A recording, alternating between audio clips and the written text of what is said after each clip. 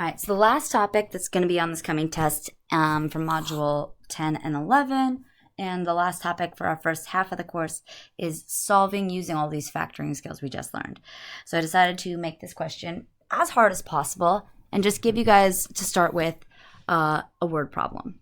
So in this word problem, we're told that the number of micrograms of albuterol in a person's bloodstream, albuterol is a asthma medication, T minutes after 200 micrograms have been inhaled can be approximated using this equation. And this is how it's going to go on the exam as well. I'm going to give you an equation, and it's just up to you guys to use that equation to answer some questions. So the question that we're being asked to answer is, how long after an inhalation will there be about 150 micrograms of albuterol in the bloodstream? Okay, so let's look at what we have and what we're looking for. So we're looking for how long, which means we would like to know what the time is, right? And we have been given that there's 150 micrograms of albuterol in the bloodstream. So they have given us the A, right, of our equation, the amount of albuterol in micrograms in the bloodstream. So the equation we would like to solve would be to set A equal to 150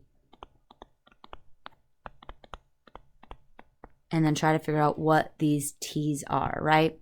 Now, this is where we get in trouble because all of our ways to solve a linear equation, we don't really know how to deal with having two T's or even having a T squared, right? That's going to cause us some problems. So what you should do, right, we're going to learn how to solve this, but what you should do if you don't know what to do is usually just start guessing and checking, right? And especially in this case, let's make a table. We could definitely figure out what's happening at different times. So we got to throw in different times and just see what happens. Guess until we figure out when 150 milligrams or micrograms would happen. So at time 0, well, we have this lovely equation up here. Go ahead and say that's negative 50 times 0 squared plus 200 times 0. Oh, that's just a big fat 0, right? So let's try a different time. Time 1. Got negative 50 times 1 squared plus 200 times 1. So it's going to be a negative 50 plus 200. Oh, winner. We've already found an answer, right? 1 hour after inhalation, there'll be 150 micrograms of albuterol in the bloodstream. We're pretty much done. Except that we're not. Turns out anytime you have this squared term that's causing us so much trouble, most of those graphs look like a parabola. So let's go ahead and look at what this graph actually looks like. So I've actually opened up Desmos.com. You can see that here at the top. And this Desmos.com, I'm going to go ahead and pull up a screen that I can play around with. This Desmos.com, well, I hope this is still recording. We'll see. Desmos.com allows us to graph things. So in this case, I'm graphing the equation that we wanted. I did have to replace the T's with X's and the A with a Y so that it knew what I was talking about. But basically, we had said this thing is equal to 150 times negative, or is equal to negative 50x squared plus 200x, right? We want to know what is x if y is equal to 150, if our output's 150. So you can see we actually have 150 here on the y-axis. And it turns out there are two separate times, right? Here, which I bet if we went all the way down to the bottom of this screen, which I can't see now because I did this weird screen capture thing that I could write on, this is going to be at time 1 hour. But it looks like there's another time here at time 3 for 3 hours. So what I'm really hoping to get here is this idea that we can look at any equation, any function, using a table, using a graph. Looks like the graph for this one does this, right? So it actually hits 150 twice, once at 1, maybe once at 3. We definitely want to check that out just to make sure that's true if we were doing it. I left my calculator in the other room like a dummy, so I'm going to have to do this by hand. 150 times 9 plus 600. So that's negative 450 plus 600. Which is still 150. So yeah, it's 1 and 3 are different answers. But not always going to work out this nicely. Not always going to be the first number we choose. We don't have Desmos necessarily on a test, though we could have done this in the table in our calculator and just picked it out. So we need to figure out how we can solve these equations that have a squared term, right? These polynomial equations that we've been playing around with polynomials for so long. So let's see a quick example of an easy question. These are usually kind of the different levels that I have on the exam. So the first thing I have on the exam is usually an easy question. We saw this in class, something like this. X plus 1 times x minus 5 is equal to 0. This is easy because you can see over here, this is already factored. If you have something that's already factored and already set equal to 0, your life is good. You're going to use what's called the zero factor property. And this is the most important thing of this entire section, is this zero factor property.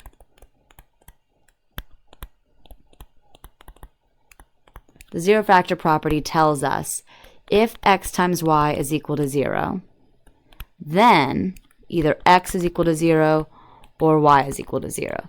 Basically, there's no way we can multiply two numbers together to have them equal 0 unless one of those numbers is 0. This is unique to the equaling 0 and O. This is the most important piece of this. We've got to have equal 0, and we've got to have a product, right? The 0 and factor. So 0 as our answer. Factor is meaning we have to have these things multiplied together. And that's exactly what we have here. We have two things multiplied together, right? This, and they're both multiplying to equal 0, which means either x plus 1 equals 0 or x minus 5 equals 0. And we could solve those out to tell us that x must equal either -1 or 5. And we could even check that work if we wanted to, right? If we check that out, x is equal to -1, well, that's -1 plus 1 times -1 minus 5 is equal to 0. 0 times a -6 is equal, oh, that's true. And if we try out the other one, we're going to get 5 plus 1 times 5 minus 5 is equal to 0. 6 times 0, oh, sure enough, that's also 0. So this is what we're using. We are going to use the fact that if one of the two terms is equal to 0, one of the two terms with two factors is equal to 0, when they're multiplied together, they will equal 0. So let's see a slightly harder question. In fact, actually, let's go back to the question that we started with, the question we wanted to solve. So this was the question we wanted to solve in the application one. Oops, 150 is equal to -50x squared plus 200x. This was our goal, right? Well, we have lots of places we can start here. Since it's an equation, we get to do a lot of stuff that we couldn't do before. For instance, everything here is divisible by 50. So there's no reason to leave these things all fat and ugly. Let's just divide everything by 50. We're allowed to do this because it's an equation. We can do the same thing to both sides. We couldn't do this in our factoring problems. In a factoring problem, since it's an expression, we would have had to factor it out. So if we had something like this, without an equal sign, we could not have gone ahead and just divided it by 50. That would be cheating, right? We would have been changing it. We could have maybe taken out a -50. Oops, minus 4x. That would have been allowed, but that's all we can do. So, since we have an equation, we're allowed to do this. We get 3 is equal to -x squared plus 4x. This is a lot easier to deal with. Okay, so we can't right now factor this. I mean, we could factor this side, and that would be a mistake students would make. But with that zero factor property, remember, we need to set aside equal to 0. So that's actually our first step in solving using factoring, is set a side equal to 0. All right, so which way do you want to move things? Most students would say, let's go ahead and subtract 3. So I'll go ahead with what my students would likely tell me. 0 is equal to -x squared plus 4x minus 3. All right. Now that we have a side equal to 0, we need those two factors, right? Those factors that we could set equal to 0. So that's step 2. Factor. Use all that factoring that we've just learned. Here's where the wheels fall off a little bit with the way we decided to set a side equal to 0. This -1 out in front of the x squared is going to cause us some problems. I mean, since it's not truly just a 1, we could use the AC method, do some, guessing and checking, however you want to. But an easier thing to do, remember, we're still in equation land, so we could definitely think and just divide through both sides by a -1.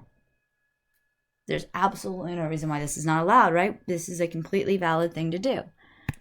We know we can divide both sides by the same thing. We already did it once.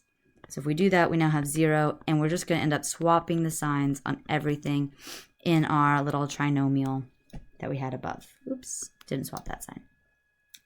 Now, this is easy to factor, right? Now, since we have that leading coefficient of 1, we just need to figure out what the heck sums to a +3, which we do need the same signs, and adds to a -4, which means they both must be negative.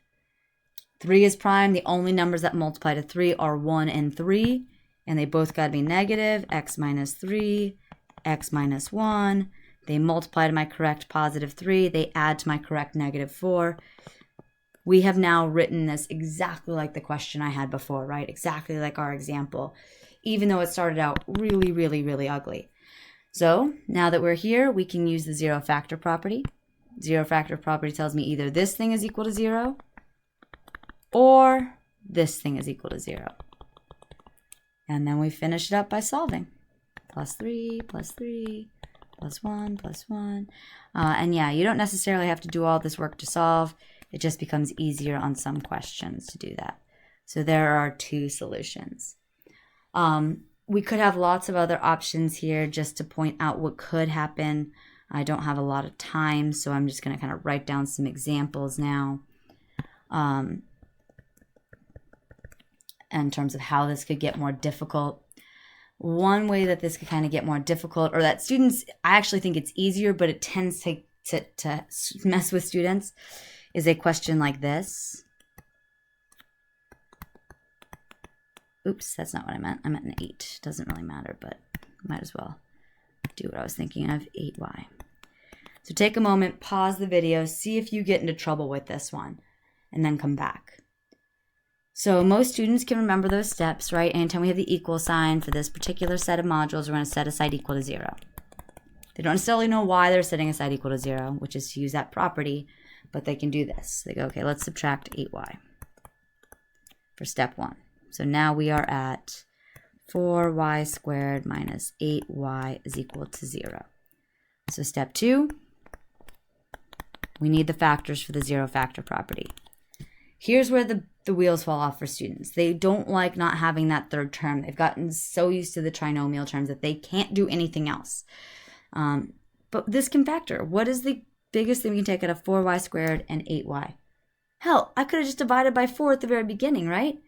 One thing you cannot do, though, is divide at the very beginning by y. When we are allowed to divide by something, it can only be a number. And we'll see why when we get to the answers. I'll go ahead and try to do both. But if we were to move this along, and realizing I hadn't divided through by that 4 earlier, hopefully we recognize we could pull out 4y. That's our GCF. And that leaves us with a y minus 2. Now again, now we're at the zero factor property. We can set the factors equal to 0. So the 2 factors, this is 1, this is another. Technically, we could break it up into 3 and make the 4 its own, but the 4 can never equal 0. So 4y is equal to 0, or y minus 2 is equal to 0. We can solve both of those. Oops, that's a tiny pen. +2, +2, divide by 4, divide by 4. And we end up with the answers y is equal to 0, y is equal to 2. Those are our correct answers.